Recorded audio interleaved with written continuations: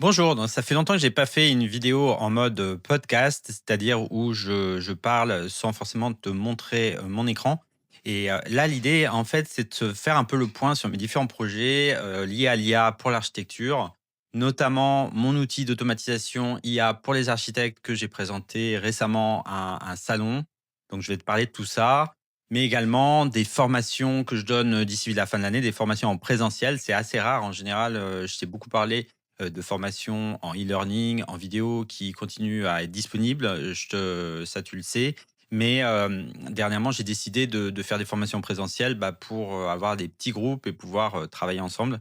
Et ce cycle de formation, il va commencer bientôt puisque la prochaine session, c'est jeudi prochain, donc le 27 novembre. Donc je vais te parler également de ça. Donc commençons par le commencement, donc cet outil d'automatisation, donc je pense que je t'en ai déjà parlé, il s'appelle SuperArchi. Donc c'est un outil sur lequel je travaille depuis le mois, d'avril à peu près. J'avais déjà commencé à travailler sur un outil IA, mais on va dire il n'était pas très développé. Depuis le mois de d'avril, j'ai un peu, mis les bouchées doubles.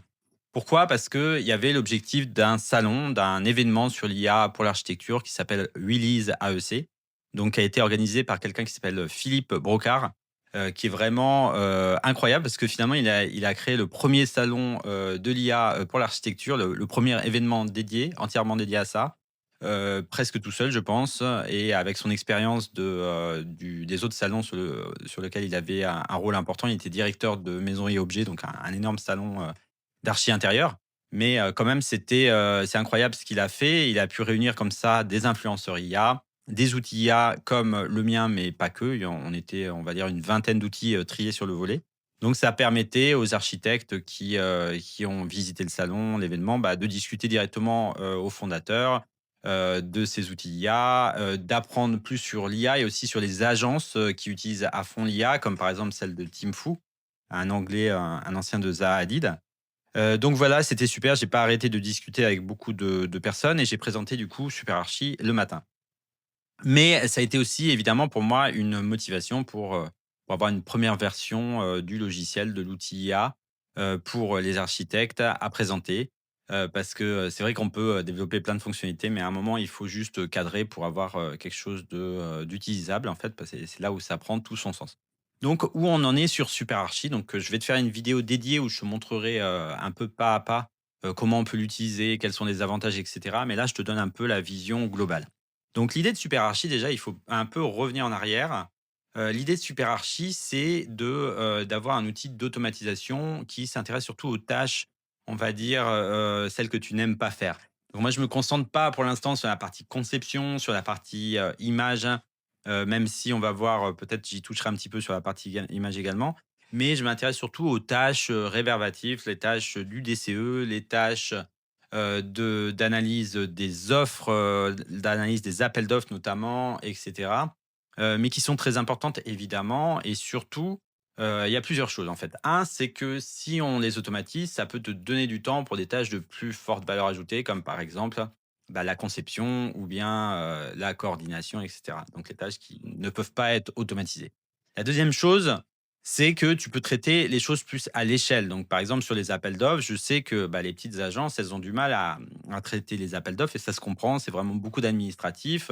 C'est beaucoup de répétitions aussi parce que finalement, tous les dossiers d'appels d'offres, ils se ressemblent beaucoup, mais ils sont quand même un petit peu différents. Et là, si tu entends ça, se ressemble beaucoup, mais est un petit peu différent, ça doit sonner assez vite que l'IA, elle peut faire quelque chose parce que justement, c'est un peu son fort, décliner des choses qui sont un peu toujours pareilles, mais qu'on veut dériver projet par projet.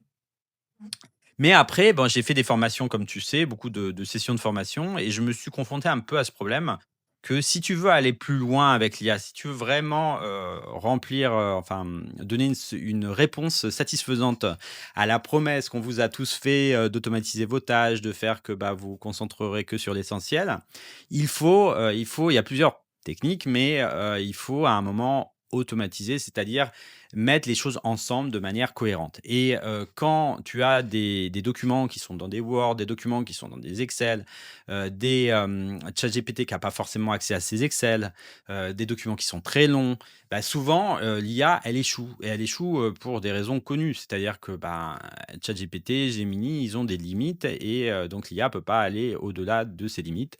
Mais aussi, c'est pas forcément un outil qui est fait directement pour ça. En fait, l'IA, ce qu'on appelle les LLM, donc toutes les IA qui sont sur du texte, elles sont très bonnes pour transformer du texte en texte, pour te répondre en mode texte. Mais c'est pas forcément les meilleurs pour coordonner les outils entre eux. Donc, c'est bien d'avoir une infrastructure, une base qui soit assez solide, bah, pour faire ce type de choses. Et il se trouve que dans les agences, c'est assez difficile de le faire parce qu'il faut apprendre l'automatisation, il faut apprendre un petit peu ce que c'est une base de données. Il faut t'expliquer également comment stocker la donnée pour que, bah, elle soit interfacée avec l'IA. Il faut t'apprendre qu'est-ce que c'est une API, et cetera. Donc ça fait beaucoup de notions, qui, je dois l'admettre, ne sont pas à la portée de toutes les agences, parce que en tant qu'architecte, tu as ton métier, et cetera. Tu dois te concentrer sur tes affaires et tu vas pas devenir un informaticien. Et c'est pour ça que je me suis dit: «Bah, pourquoi pas regrouper finalement ces automatisations dans un outil, qui, fasse le job quoi, qui, te permette d'analyser tes appels d'offres et de générer des réponses, des notices d'appels d'offres plus rapidement, qui te permettent d'analyser tes prix et qui te permettent d'estimer tes projets d'architecture, de manière plus fidèle et du coup moins te «planter» entre guillemets par rapport à ton client et te donner un prix, donner un prix qui au final est soit trop gros, soit, trop bas. Mais également te permettre de mieux négocier avec les fournisseurs, avec les constructeurs pour dire: «Bah, voilà, ce que tu me proposes là, c'est complètement en dehors des clous, c'est pas les prix du marché». C'est des choses que tu peux faire, pour la partie, base de prix.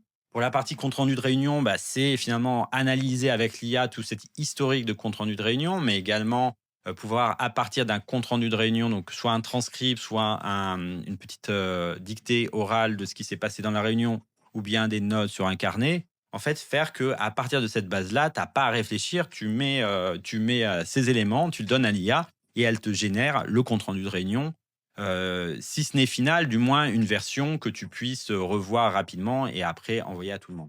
Donc il y a tout, finalement cette automatisation de bout en bout qui est difficile à faire, par les petites agences d'architecture et leurs moyens techniques, somme toute, limités et donc l'idée de Superarchi, c'est de mettre tout ensemble. Après, il y a un deuxième problème avec l'IA, c'est la quantité d'outils et ça, je pense que tu vas pas me contredire et personne, n'est à l'abri de ce problème. C'est-à-dire que devant toute cette, te tout ce cette quantité d'outils, comment choisir? Et surtout, bah, combien ça va coûter, en fait, pour avoir finalement la valeur ajoutée, les promesses que l'on demande. Donc l'idée, que j'ai, c'est d'avoir un outil qui regroupe une bonne partie des fonctionnalités, pas tous parce qu'on peut pas tout faire. Je vais pas m'intéresser forcément au BIM, je vais pas m'intéresser forcément en détail à la partie, conception, du moins pour l'instant. Mais en tout cas, regrouper des choses qui vont ensemble. Par exemple, regrouper les comptes rendus de réunion, regrouper les appels d'offres. Tout ça, finalement, c'est lié à une sorte de base de données de projet où on aurait, bah, finalement un état à un moment T du projet avec tous les documents, avec tous les éléments. Et c'est ça aussi qui fait défaut, à la plupart des architectes qui souvent travaillent avec des fichiers qui sont éparpillés sur le serveur, qui sont dans des dossiers qui sont souvent assez profonds et qui sont pas forcément organisés toujours pareil et cetera. Donc il y a pas mal de problèmes finalement pour connaître l'état actuel d'un projet et ne serait-ce que, avoir rassemblé tout ça, ces documents dans un espace de travail, pouvoir l'interroger avec l'IA, c'est déjà quelque chose de génial. Et après si on rajoute la possibilité de créer des automatisations, donc parmi les plus demandées, celles qui dépensent le plus de temps quand on les a pas, ben, ce serait un objectif bah, auquel je m'attache avec l'outil SuperArchi. Alors cet outil, il est pour qui? Pour moi, il est pour tout type d'agence. Ça peut être pour des petites agences, bah, qui travaillent seules et du coup, si tu es au four et au moulin, tu peux pas tout faire et tu as besoin d'un outil de productivité qui te permette, bah, d'automatiser tes tâches. Ça peut servir pour les agences de taille moyenne, pour notamment avoir une vision sur ce que tes collaborateurs font, mais également pouvoir répondre à des appels d'offres. Je sais à quel point c'est critique cette phase-là pour obtenir de nouveaux projets et si on peut pas le faire toutes les semaines, bah, du coup, ça sert pas forcément à grand chose parce que nos chances de succès sont limitées. Donc, si on peut automatiser ça, ça peut être génial. ou même pour des plus grosses agences, mais pour le coup, les plus grosses agences auraient la capacité de développer leurs propres outils, ou on pourrait éventuellement penser à une adaptation de cet outil-là pour leur cas particulier. Mais en tout cas, je suis une phase où, l'outil est en ligne, il est disponible, donc c'est une version, on va dire, initiale, donc que j'ai appelée une version bêta. Donc, qu'est-ce qu'on peut faire avec? On peut gérer ses tâches, on peut faire de la gestion de projet, on peut faire de la gestion de documents, déposer des documents et après les consulter avec la recherche avec l'IA. On peut prendre des notes. Il y a aussi donc prendre des notes à la fois en texte, mais surtout, moi je pense beaucoup à la voix parce que c'est super efficace. Si on sort de réunion, bah, on peut noter quelque chose, dicter quelque chose depuis son téléphone par exemple. On peut aussi copier un texte, un post LinkedIn, une source d'information qu'on va pouvoir rajouter dans cette sorte de base de connaissances et du coup le rechercher avec l'IA. Donc ça, c'est déjà disponible et c'est accessible, dans une version donc qui a un prix réduit parce que c'est la bêta, donc qui est autour de 49 € par mois. Après, il y a une deuxième formule sur laquelle je suis en train de réfléchir et même, qui est déjà en bonne voie de réflexion. Bah, c'est la phase 2, c'est-à-dire c'est la partie les fameuses automatisations, notamment celles sur les appels d'offres, celles sur la base de prix, celles sur les comptes rendus de réunion. Actuellement, c'est mon trio de tête. Ça peut changer puisque l'idée et je vais te l'expliquer là juste après, c'est de travailler avec des agences d'architecture qui sont motivées pour mettre en place des automatisations en interne et qui peuvent m'aider. Alors sur quoi? En quoi toi tu peux m'aider en tant qu'agence d'architecture? En fait, l'idée, c'est quoi? C'est que toi, tu t'engages sur, un abonnement annuel, mais qui est réduit, parce que c'est la bêta, parce que c'est le démarrage, en fait et tu t'engages à, bah, participer au projet, mais aussi me donner tes retours, c'est-à-dire faire quelques réunions pour qu'on cale un petit peu les appels d'offres qui sont le plus importants pour toi. Tu me fournisses éventuellement des données, de tests, qui sont pas forcément les données de tes projets critiques, mais en tout cas des données de projets réels sur lesquels je peux me baser et bah, on fait des tests, on met en place très rapidement, les choses dans ton agence. L'idée, c'est pas de développer pendant 6 mois et après tu auras quelque chose de fonctionnel. Non, maintenant le développement, il est très, très rapide, en 1 semaine, en quelques jours, on peut déjà avoir quelque chose de fonctionnel et d'ailleurs, c'est le cas. En fait, j'ai des choses fonctionnelles à te montrer si tu fais partie du programme. Donc c'est pas un programme où, je vais accepter tout le monde. Pourquoi? Parce que bah, si on veut faire des réunions, si on veut être sérieux sur l'analyse de tes besoins, j'ai besoin de passer un petit peu de temps. Donc je vais, sélectionner les agences qui pour moi sont, le plus, à même de donner, enfin de profiter finalement de cette automatisation, qui sont dans une logique un peu d'innovation et qui, ont une ouverture aussi sur les outils qu'elles veulent utiliser. C'est-à-dire si par exemple tu vas, dans ton agence, les outils, que tu utilises, tu les imagines pas bouger mais du tout, ça va être compliqué parce qu'il y a certaines adaptations qu'on va devoir faire bah, pour utiliser l'IA. C'est-à-dire, faut être dans cette logique de dire que l'IA, elle fait pas tout, mais elle peut faire une partie et que on prend la partie qu'elle fait, en ce moment-là, et après on adapte à la marge nos systèmes pour venir connecter les bouts, en fait. Ce que peut faire l'IA, ce que peut faire l'outil et ce que toi tu as l'habitude de faire. L'idée, c'est pas de tout changer, mais d'adapter à la marge pour éviter de se rentrer dans des complications qui seraient inutiles. Voilà, donc si ça t'intéresse, je te laisse, bah, me contacter sur LinkedIn. Je vais laisser également un lien d'un formulaire là dans la description et on voit ce qu'on peut faire ensemble. Je t'explique un peu comment ça marche, les conditions, et cetera et cetera. Et donc ça va venir très bientôt. Et enfin, je vais conclure, parce que là, la vidéo commence à être un petit peu longue, sur les formations en session là, qui vont venir. La première, elle va commencer le 27 novembre. Donc, c'est quoi l'idée? En fait, depuis pas mal de temps, je fais des formations en session, mais avec des grands groupes qui sont souvent un peu nombreux et en distanciel. Donc, moi, le distanciel, c'est vrai que c'est assez fatigant pour moi. Et c'est un petit peu moins qualitatif pour toi. Et j'aime bien les sessions un peu en mode atelier où on se voit, où on peut interagir, où je peux voir tes blocages, je peux voir ton écran et cetera et cetera.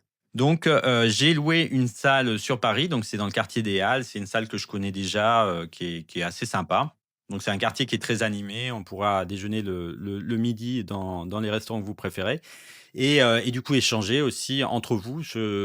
Dans toutes les sessions précédentes, en présentiel, c'est ça qui était sympa aussi, c'est l'échange entre les agences.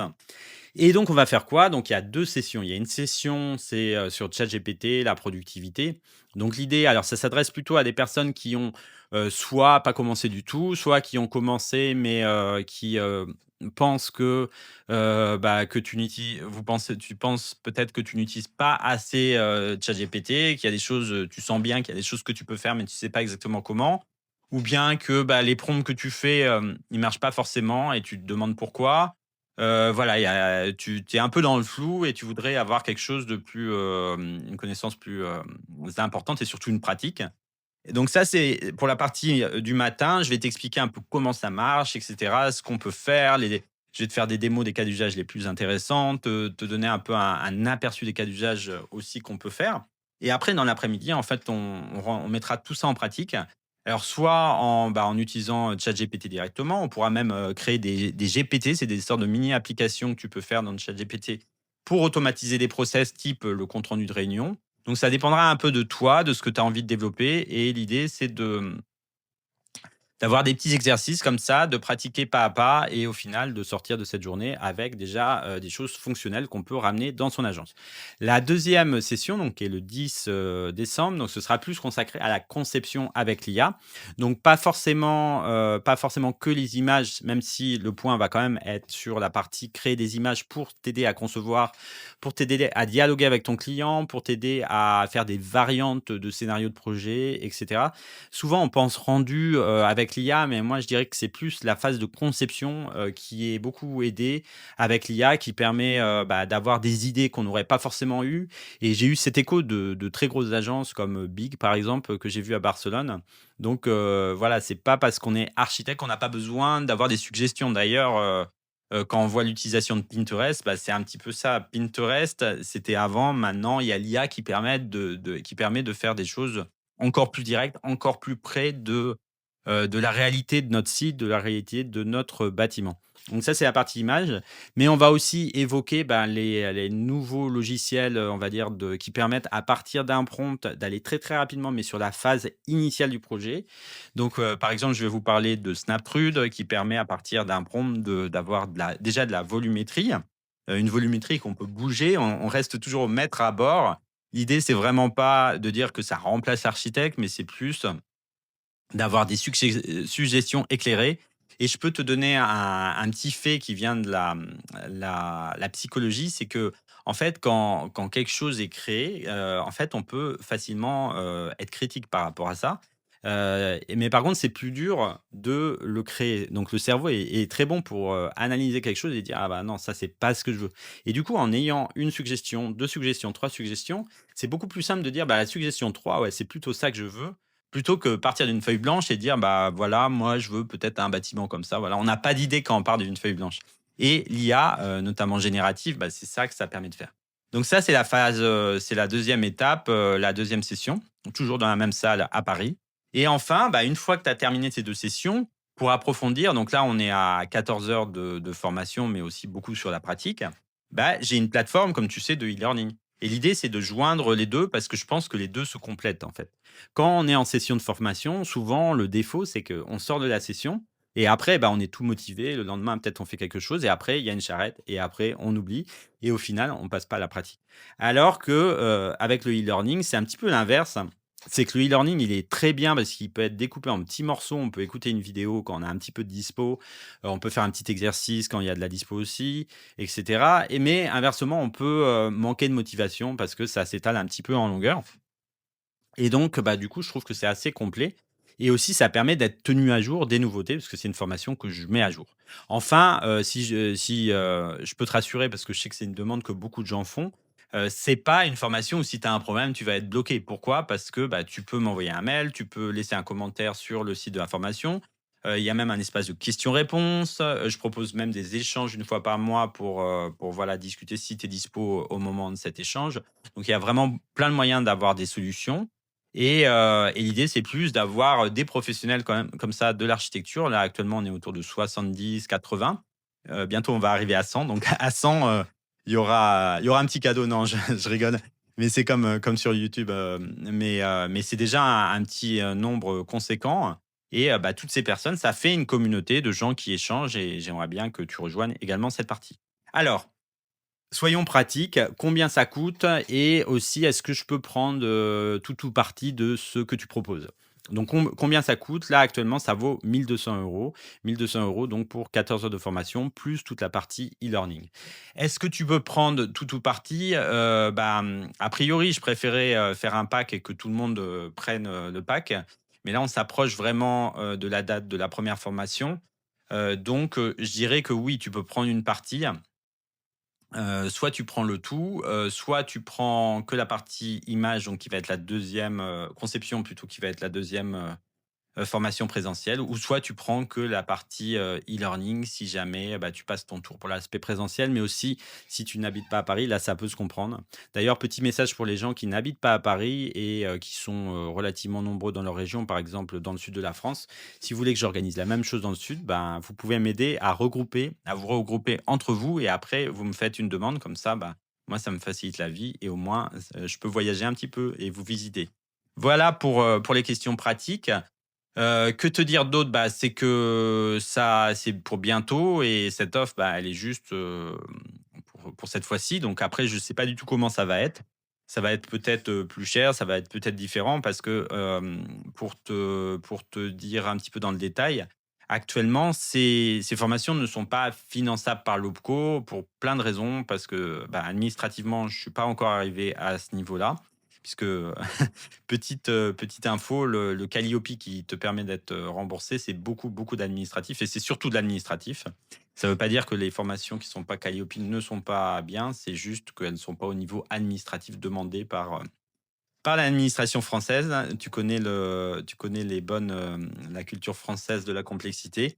Ça, je pense qu'en tant qu'architecte, tu en as pas mal aussi et pour, revenir à ce que je disais avant, oui, cette session-là n'est pas actuellement finançable et c'est pour ça que j'ai fait un prix particulièrement intéressant. Les sessions suivantes, je pense que ce sera, plus cher, mais avec une possibilité de financement. Mais après, c'est vrai que le financement, le problème, en tout cas pour les métiers de l'architecture, suivant les statuts, que ça soit FIV-PL, que ça soit OPCO, souvent c'est pas pris en charge à 100 et moi, les échos que j'ai eus, c'est que c'est loin de 100. C'est plutôt de l'ordre de un tiers ou de la moitié. Donc voilà. Là, si, c'est l'aspect, j'attends que ça soit formé que ça soit financé qui te retient, relativise peut-être un petit peu parce que voilà, c'est pas forcément, si différent que ça. Mais ceci dit, voilà, je pense que je t'ai tout dit. Si tu as d'autres questions, laisse, ta question en commentaire. Pour Super Archi, je vais faire une vidéo plus détaillée vraiment dessus. Donc si tu m'as écouté jusqu'à la fin de cette vidéo, c'est vraiment, sympa et tu connais tout de mon actualité. Je